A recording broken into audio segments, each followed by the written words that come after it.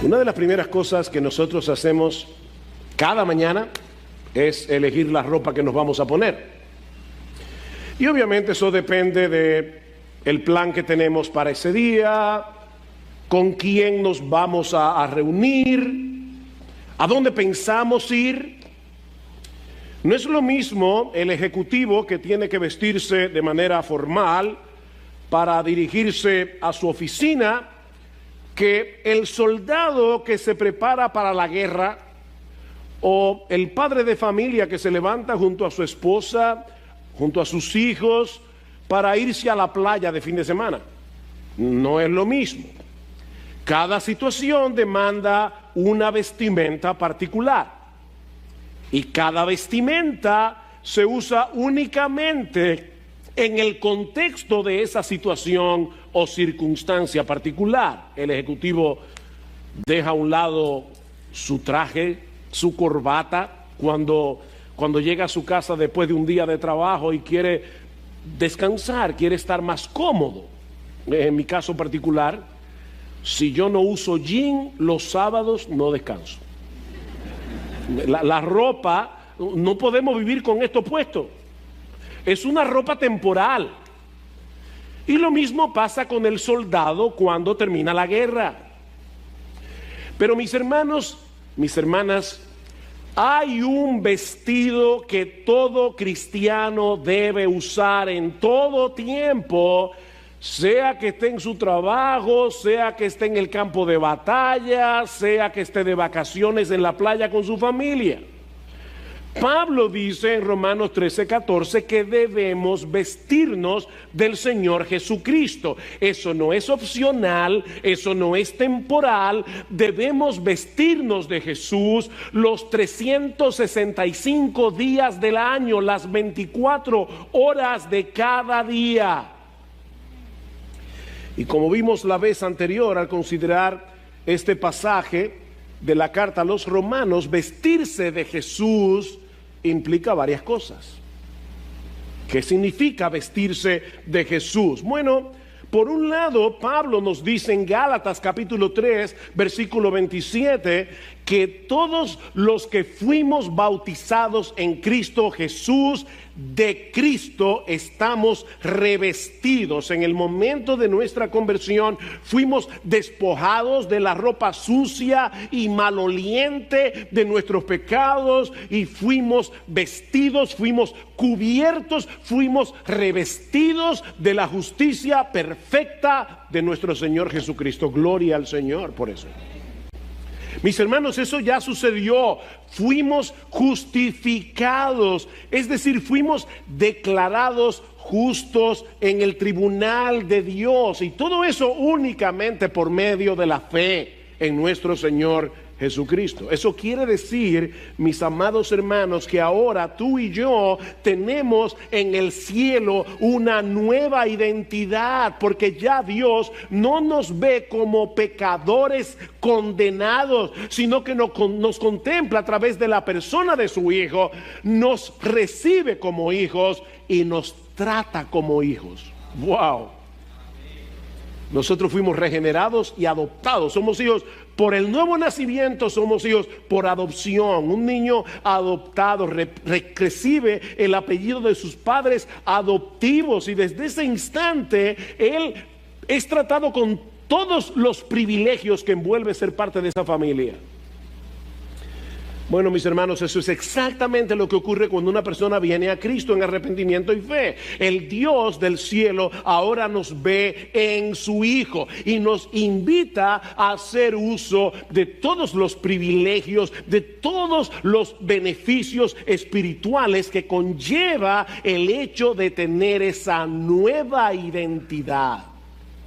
Recuerden el texto de Colosenses que leímos hace un momento, Colosenses capítulo 3, versículos 1 al 4. Si habéis pues resucitado con Cristo, buscad las cosas de arriba donde está Cristo sentado a la diestra de Dios. Poned la mira en las cosas de arriba, no en las de la tierra. ¿Saben por qué? Porque habéis muerto.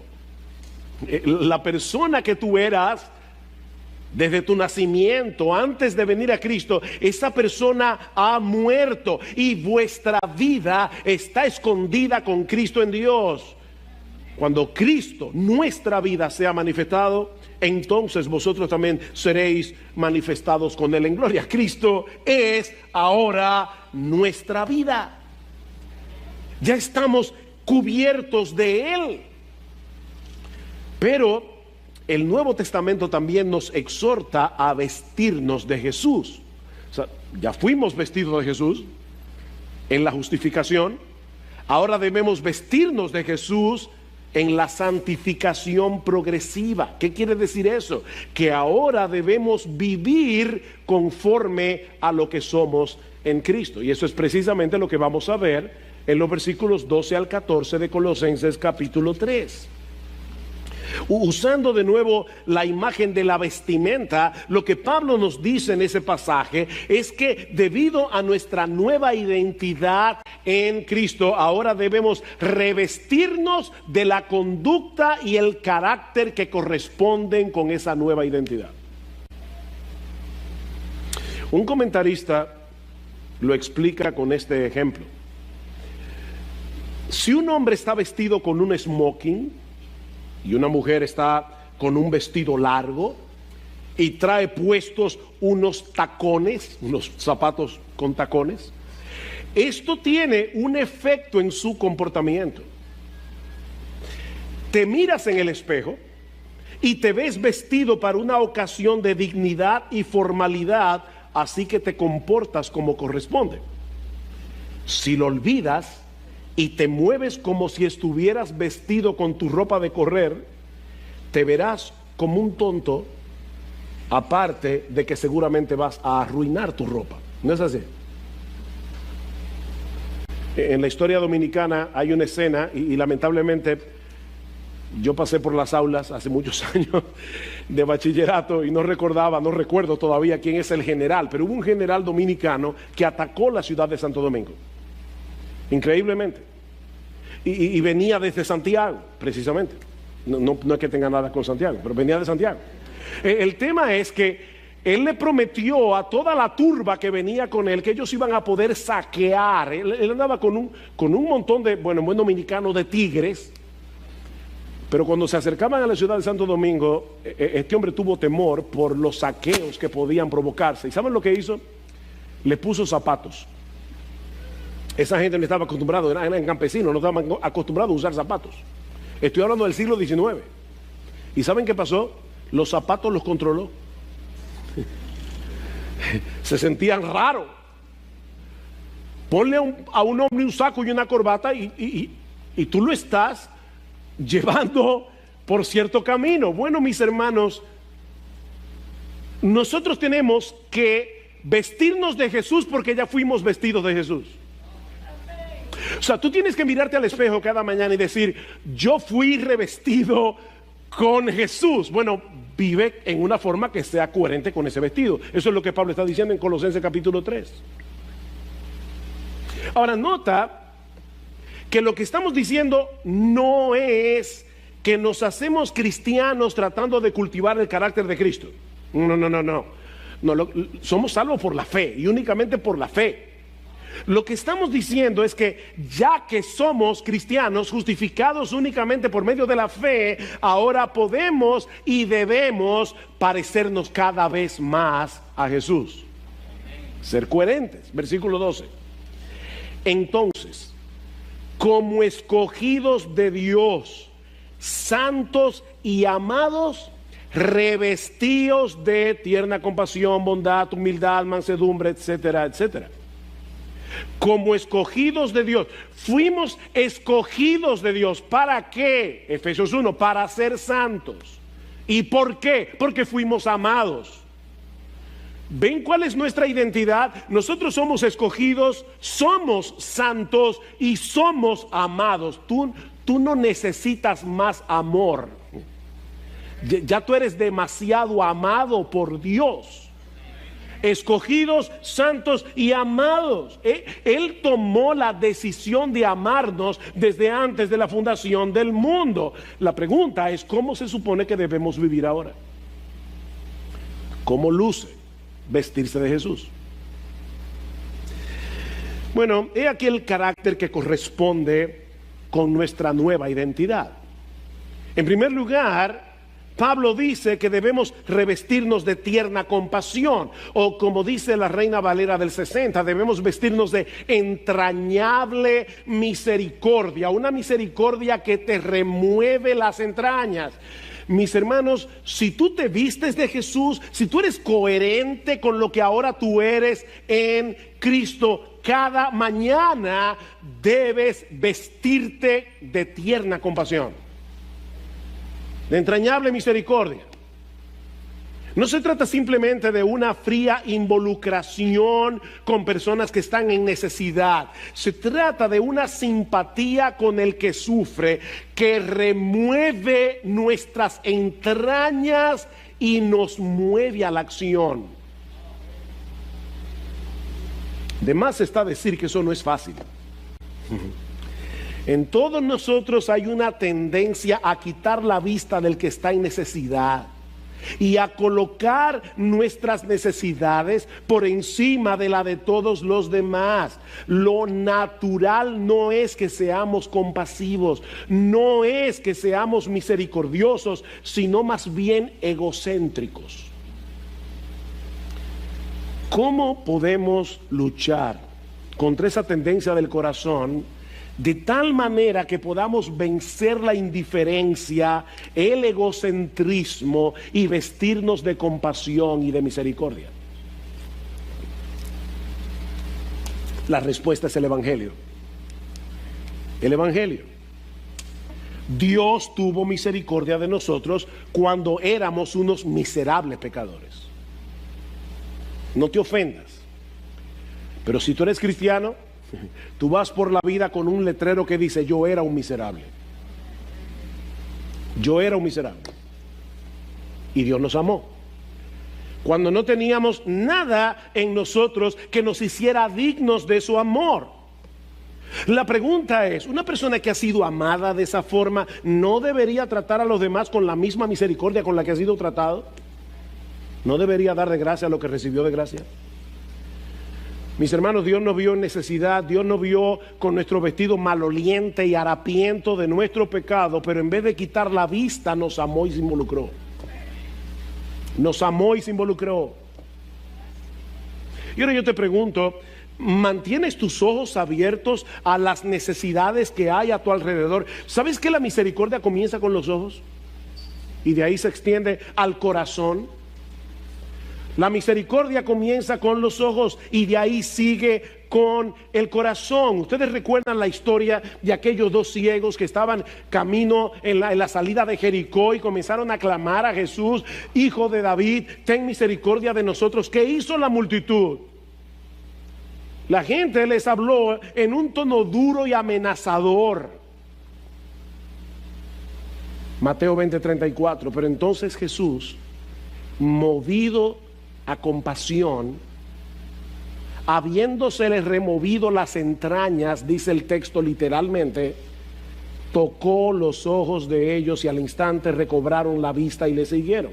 Al Señor se le conmovieron las entrañas cuando vio el estado miserable en que vivían estos dos hombres, de manera que para la multitud estos dos ciegos eran un estorbo a la salida del pueblo, pero Jesús los vio con otros ojos. La misericordia comienza con los ojos.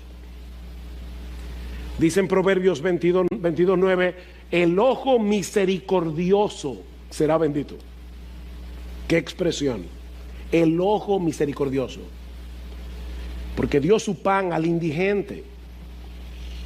La misericordia depende en gran medida de la manera como miramos a las necesidades a nuestro alrededor. Lo que la gente vio como una molestia, Jesús lo vio como una oportunidad de aliviar el dolor y la miseria humana. Y yo te pregunto, mi hermano, y me pregunto a mí mismo, ¿cuál de esas dos miradas nos identifica? ¿La de la gente o la de Jesús?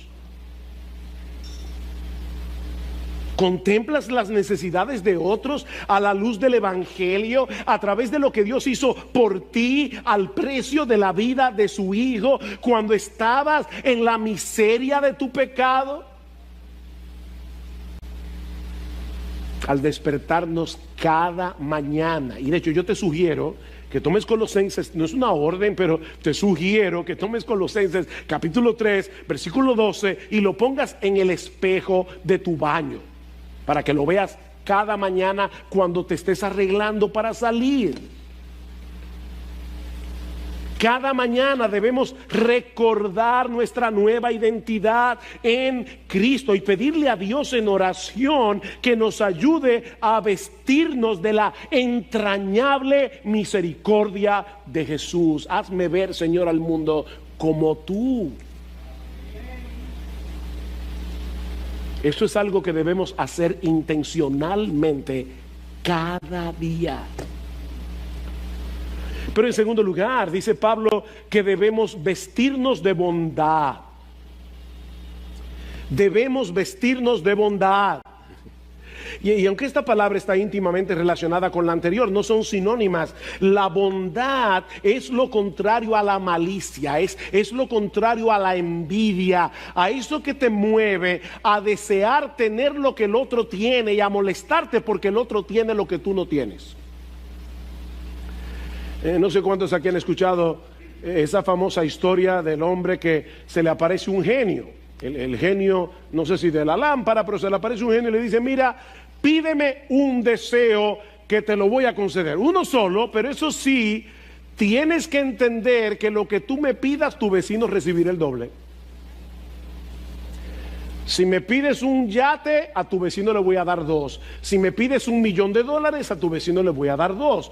Todo lo que tú me pidas, tu vecino recibirá el doble. Qué difícil. La envidia. Finalmente el tipo le dijo: déjame tuerto. O sea,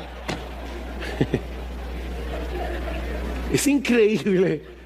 O sea, yo no quiero que el otro tenga más que yo.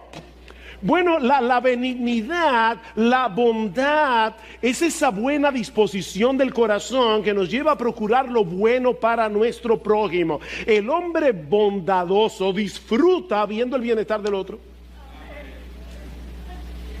Y aún está dispuesto a sacrificar sus intereses personales para que ese fin sea cumplido. El amor es paciente, sufrido. El amor es benigno, bondadoso. ¿Y quién es nuestro ejemplo? Jesús. Es vestirse de Jesús. Mis hermanos, en el capítulo 12 de la carta a los Hebreos, dice el autor que por el gozo puesto delante de él, Cristo sufrió la cruz. O sea, el Señor estaba sufriendo, pero había un gozo delante de él. ¿Y cuál era ese gozo? Bueno, en primer lugar, obedecer a su Padre. Mi comida es hacer la voluntad del Padre. Pero en segundo lugar, tu salvación y la mía, ese era el gozo de Jesús. Saber que su sufrimiento iba a traer como resultado nuestra salvación. Dice en Isaías capítulo 53, estoy leyendo aquí de la Reina Valera: verá el fruto de la aflicción de su alma y quedará satisfecho. ¿Y cuál es el fruto de la aflicción de su alma? Por su conocimiento justificará mi siervo justo a muchos y llevará las iniquidades de ellos. El gozo de Jesús fue sufrir tu iniquidad y la mía, el castigo que tú y yo merecíamos por nuestros pecados. Por el gozo puesto delante de él sufrió la cruz. Mis hermanos, debemos meditar continuamente, intencionalmente, en la benignidad de Jesús para con cada uno de nosotros, de manera que podamos revestirnos de esa bondad cada día. Y déjame darte un consejo: comienza por tu casa, con tu esposa, comienza por ahí, con tu esposo, comienza con tus hijos. De ahí te extiendes hacia los demás, pero comienza por tu casa. ¿Puede decir tu esposa que tú eres un hombre bondadoso? Mi hermana, ¿puede decir tu esposo que tú eres una mujer bondadosa? ¿Pueden decir tus hijos que ustedes son padres bondadosos? Resuman bondad. Aún con vuestros enemigos. Si tu enemigo tuviere hambre, dale de comer. Si tuviere sed, dale de beber. Deja la ira a la justicia de Dios. Procura tú hacer el bien. En tercer lugar, debemos vestirnos de humildad. Debemos vestirnos de humildad. La humildad es esa actitud de la mente que nos lleva a vernos tal cual somos, pecadores salvados por la gracia de Dios en Cristo, y a reaccionar en consecuencia. Hemos dicho esto otras veces, pero hay personas que en oración reconocen lo que sea. Señor, tú sabes que yo soy un gusano, pero hay del que me trate como un gusano. Por fin, ¿qué es lo que tú eres? Es verte como lo que tú eres sin la gracia y actúa en consecuencia. La humildad no se trata de pensar que no podemos hacer nada bien. Hay personas que confunden la humildad cuando dicen, yo no sé nada, yo no puedo hacer nada, yo soy un cero a la izquierda. No, Dios te dio dones y tú puedes reconocer que tienes los dones que Dios te dio. Ese no es el problema. La humildad consiste en el hecho de estar consciente de que todo lo que somos y todo lo que seamos capaces de hacer y que sea beneficioso para la expansión del reino de Dios, nos fue dado por Él de pura gracia. Por la gracia de Dios soy lo que soy, dice Pablo en 1 Corintios capítulo 15 versículo 10, y su gracia no ha sido en vano para conmigo. Antes bien, dice Pablo, yo he trabajado más que todos los apóstoles juntos. Ay, qué orgulloso. No, espérate. No soy yo, es la gracia de Dios en mí. Eso es humildad. ¿Qué tú tienes que tú no hayas recibido? Y si lo recibiste, 1 Corintios 4:7, ¿por qué te glorías como si no lo hubieras recibido? Lo contrario a la humildad es el orgullo y el egocentrismo. El hombre orgulloso no solo piensa que es mejor que los demás, sino que también quiere que todo el mundo gire en torno a él. Sus necesidades, sus demandas, sus problemas, sus deseos. Eso es lo contrario a ser humilde. Me chocó esta cita de C.S. Lewis, el autor de las Crónicas de Narnia. Él dice que el infierno debe ser representado como un estado en el que todo el mundo está perpetuamente pendiente de su propia dignidad y de su propio enaltecimiento, en el que todos se sienten agraviados y en el que todos viven controlados por la envidia, la presunción y el resentimiento. ¡Wow! Una persona que viva así ya comenzó a sufrir el infierno en la tierra. El orgullo es radicalmente opuesto al carácter de Jesús. Él era el más grande, se humilló hasta lo más bajo. El rey se hizo siervo. ¿Recuerdas el aposento alto? Llegan los discípulos a celebrar la Pascua. Ahí estaba la palangana llena de agua, ahí estaba el paño, pero ninguno de ellos se paró a lavar los pies de los demás. ¿Quién se paró a lavar los sucios pies de los discípulos? El único en esa habitación que merecía ser reverenciado con el rostro puesto en tierra, nuestro glorioso, majestuoso, bendito, hermoso, exaltado Señor y Salvador Jesucristo. Pero fue Él que lavó los pies de los discípulos. Y luego fue a la cruz a morir como un criminal. Ahora déjenme decirles algo, nosotros debemos imitar la humildad de Jesús, pero la humildad de Jesús es radicalmente distinta a la nuestra. Porque Él, siendo el más grande, voluntariamente se humilló hasta lo más bajo. En el caso nuestro, la humildad simplemente consiste en ponernos en nuestro lugar. No tenemos que descender. Ya estamos ahí. No hay que bajar. Mi hermano, al levantarte cada mañana, recuerda lo que eres y lo que mereces sin la gracia de Dios, y pídele en oración que te ayude a vivir en consecuencia. Nunca olvides que en el reino de Dios solo se sube bajando. Dios resiste a los soberbios. Él da gracia a los humildes. En cuarto lugar, debemos vestirnos de mansedumbre. Y debo aclarar de entrada que esa virtud no tiene nada que ver con la debilidad de carácter o con la falta de convicciones. De Moisés dice la Biblia que él era el hombre más manso de la tierra, pero no solo se opuso a la ira de Faraón porque tenía la convicción de que Dios estaba con él, se sostuvo como viendo al invisible, dice en Hebreos capítulo 11, sino que durante 40 años este hombre tuvo que guiar por el desierto a un pueblo rebelde y duro de corazón. 40 años. Ahora, ningún otro ejemplo de mansedumbre puede sobrepasar al de nuestro Señor Jesucristo. Aprended de mí, que soy manso y humilde de corazón. Mateo 11:29. Y hallaréis descanso para vuestras almas. Hallaréis descanso para vuestras almas. Jesús era la mansedumbre encarnada, pero no era débil ni cobarde. La mansedumbre y la debilidad no son sinónimas. Alguien define la mansedumbre como poder bajo control. Poder, no debilidad, pero bajo control. Proverbios 16:32. Mejor es el que tarda en airarse que el fuerte, y el que se enseñorea de su espíritu que el que toma una ciudad. El que se enseñorea de su espíritu, poder bajo control. Este hombre controla su temperamento, controla su molestia, controla el deseo inicial que él siente de devolver mal por mal. No es que él no puede hacerlo, es que no lo hace. Es que él decide no hacerlo. Él tiene moneda para devolver. Usted ve esa gente que no se quedan callados, que todo tiene que devolverlo. Como el hombre que le dice a su esposa: déjame decirte una cosa, tus ladridos me entran por este oído y me salen por el otro. Y ella inmediatamente le dice: claro, porque no tienen nada en la cabeza. Hay gente que son rápidas. O sea, no es que tú eres tonto y no sabes qué decir, es que tú decides callarte la boca. Eso es mansedumbre. Proverbios 25:28, a la inversa.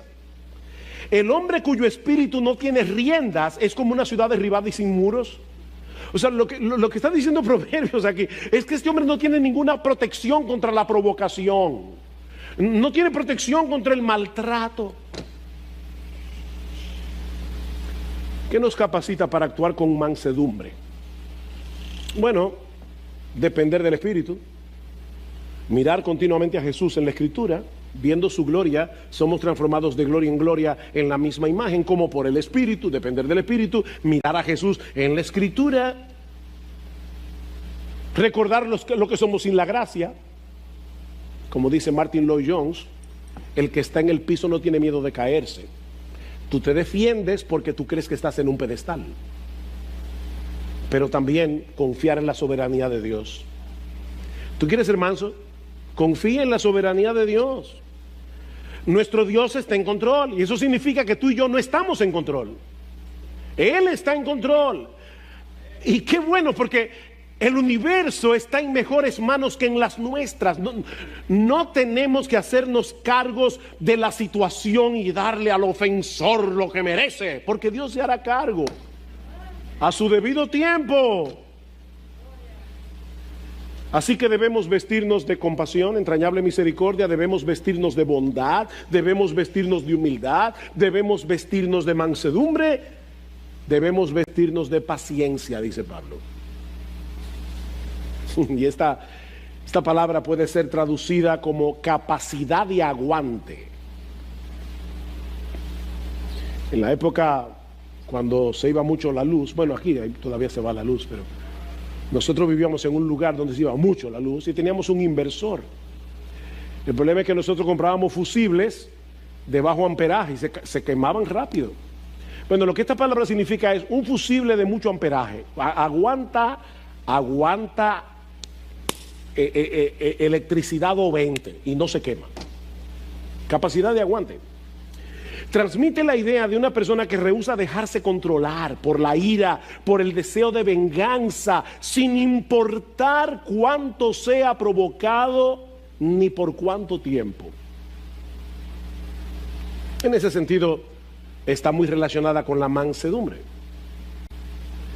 Yo creo que la paciencia es una de esas virtudes que casi todo el mundo reconoce que necesita. ¿No es así? Yo le pregunto a la gente, ¿qué tú necesitas más? Paciencia. No mansedumbre, paciencia. Y también mansedumbre. El problema es que no sabemos cómo yo puedo crecer en paciencia. Bueno, la clave está otra vez en meditar continuamente en la paciencia que Jesús tiene contigo. La paciencia de Jesús. Otra vez, viendo su gloria en la palabra, somos transformados de gloria en gloria.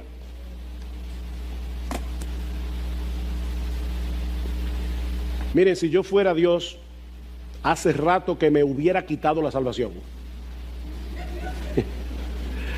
Pero Dios me tiene paciencia. Él no me quita lo que ya me dio de pura gracia y continúa trabajando pacientemente para completar en mí la obra que empezó. Filipenses 1:6.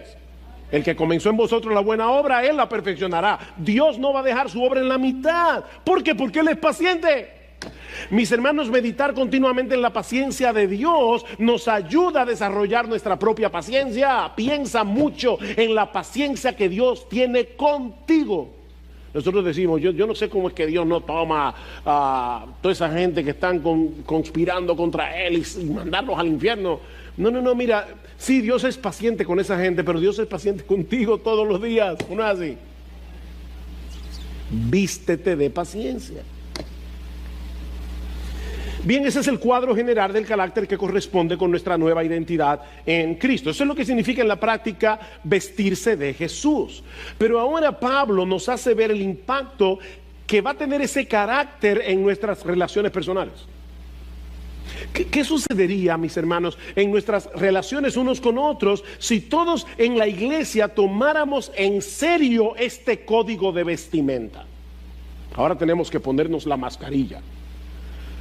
Bueno, eso es ahora por la pandemia, pero si tú eres cristiano, tú siempre debes ponerte la bondad, la humildad, la mansedumbre, la paciencia, la compasión. ¿Qué impacto va a tener eso en la iglesia? ¿Ustedes se imaginan a todos en la iglesia tomando en serio ese código de vestimenta? ¿O cómo serían nuestros matrimonios si cada día en tu casa, recuerda, comienza en tu casa, con tu esposa, con tus hijos?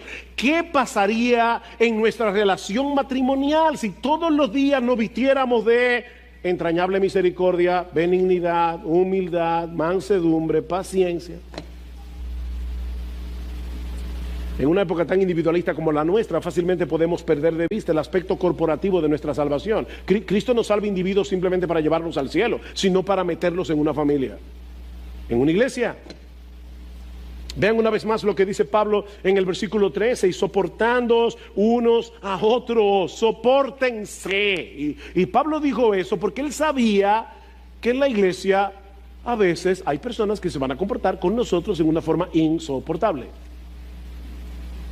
Y nosotros a veces nos comportaremos en una forma insoportable con otros. Sopórtense unos a otros y perdonándoos unos a otros si alguno, y ese sí condicional debe ser traducido como algo que es una realidad. Eso va a pasar. No es que Pablo está diciendo, si es que acaso, tal vez, alguna vez alguien te ofende. No. Eso va a suceder en la iglesia. Soportándoos unos a otros y perdonándoos unos a otros cuando alguno tenga queja contra otro. Como Cristo os perdonó, así también hacedlo vosotros. Uy, qué medida.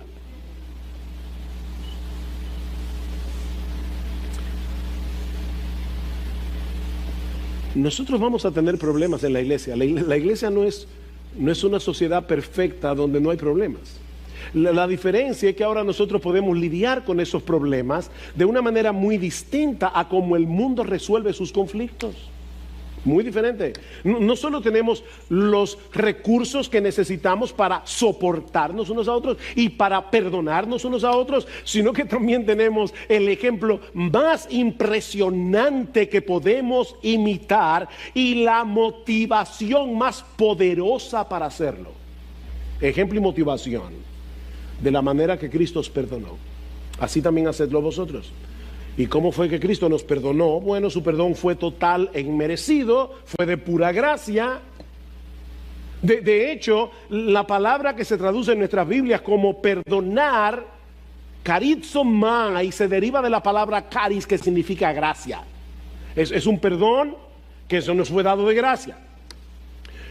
¿Sabes lo que eso significa en la práctica, mi querido hermano y hermana? Que no debemos concentrarnos, no debemos enfocarnos en la ofensa del ofensor, sino en esa bendita gracia de Dios por la cual fuimos perdonados a pesar de todas nuestras ofensas. O sea, cambia el cassette, no es lo que me hizo, no, es lo que tú le hiciste a Dios y le sigues haciendo todos los días cada vez que tú pecas. Recuerda lo que somos, escogidos, santos y amados. Esa es nuestra nueva identidad.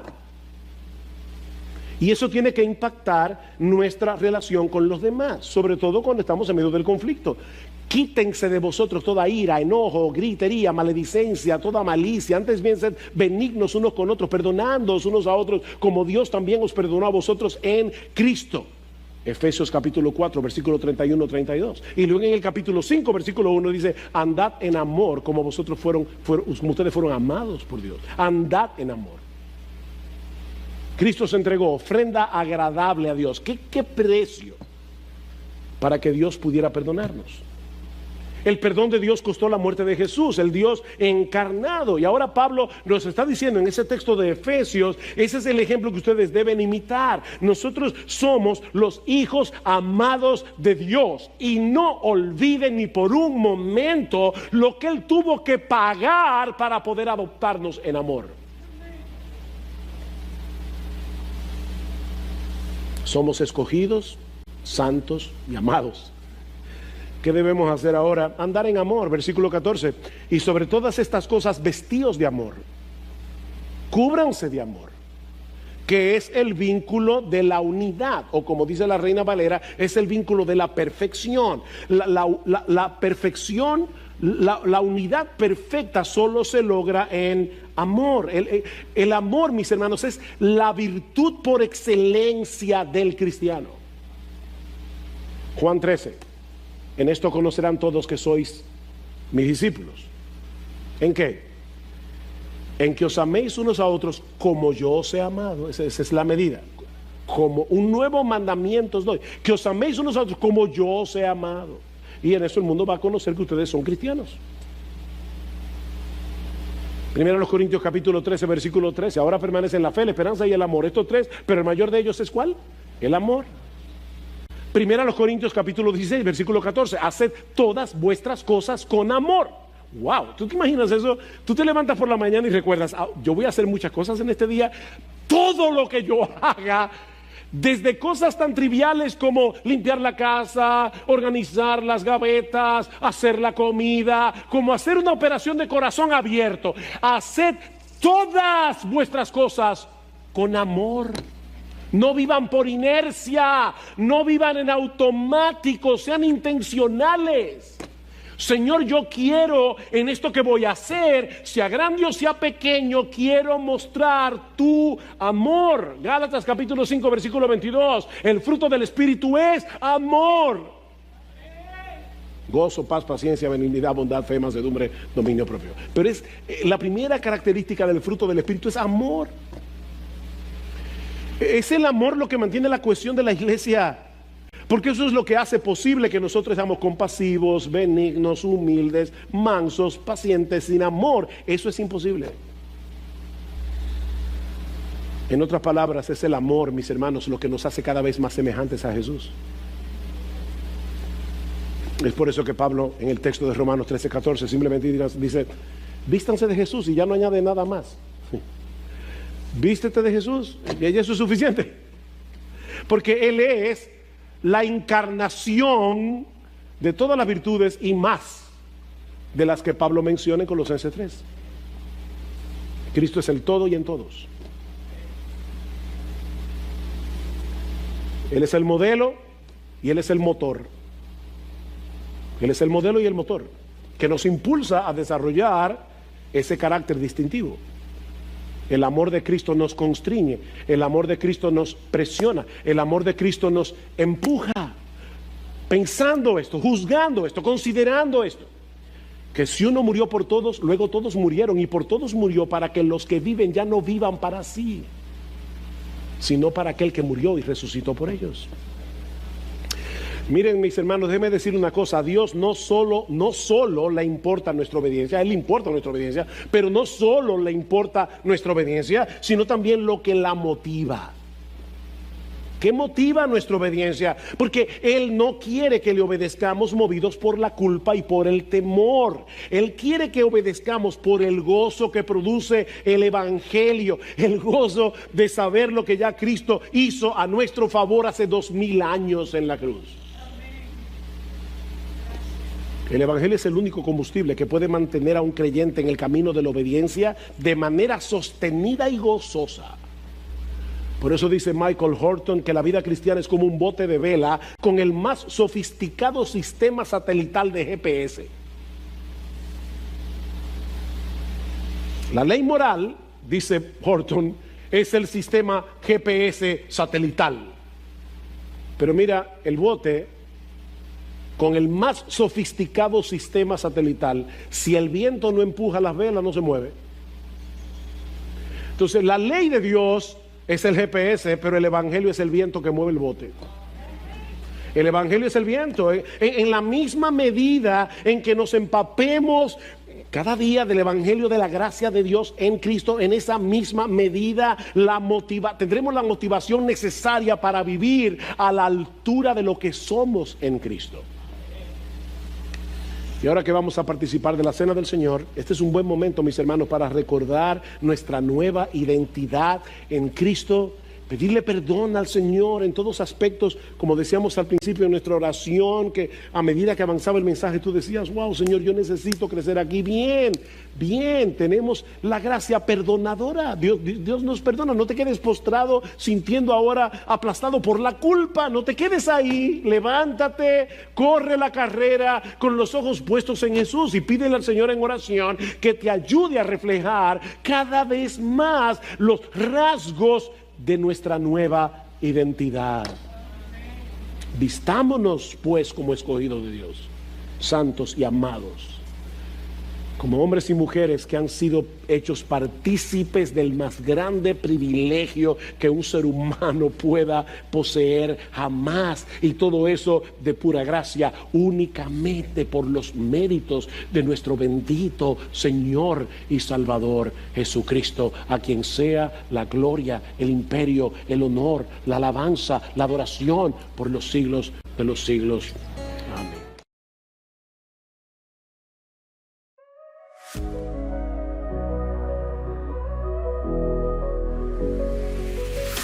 I saw you standing there, a spark in your eyes, caught in the moment, took me by surprise. Your smile lit a fire I couldn't ignore, something I'd never felt before. The world fades away, it's just you and me. A quiet kind of magic set me free. A kiss and everything starts. The chaos in my head was tearing me apart. This rush, this tingling in my veins, I hope this feeling forever remains.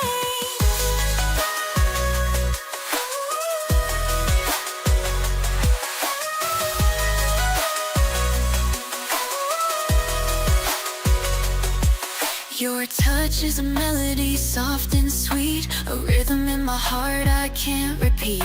Every glance, every word feels so real, a love so new yet so surreal. Is this what they mean when they say it's true? A first love that's bright yet feels so new. Even if time fades this moment away, in my heart it'll always stay. A kiss and everything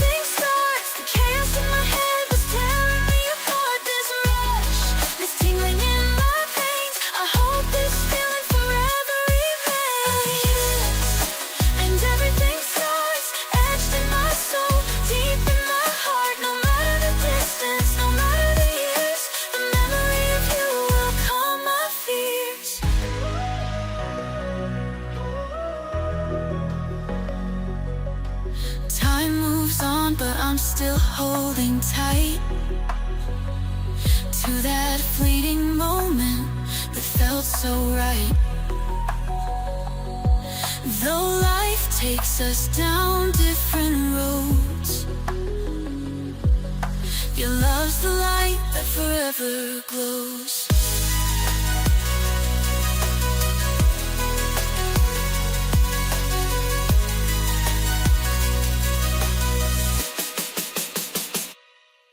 A kiss, and everything starts. The chaos in my head was tearing me apart. This rush, this tingling in my veins, I hope this feeling forever remains.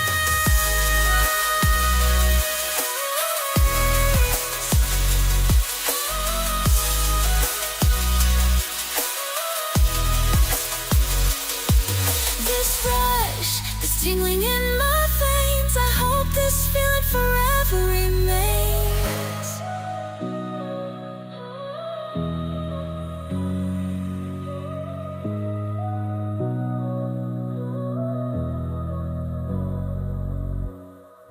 A kiss and everything starts. The chaos in my head was tearing me apart.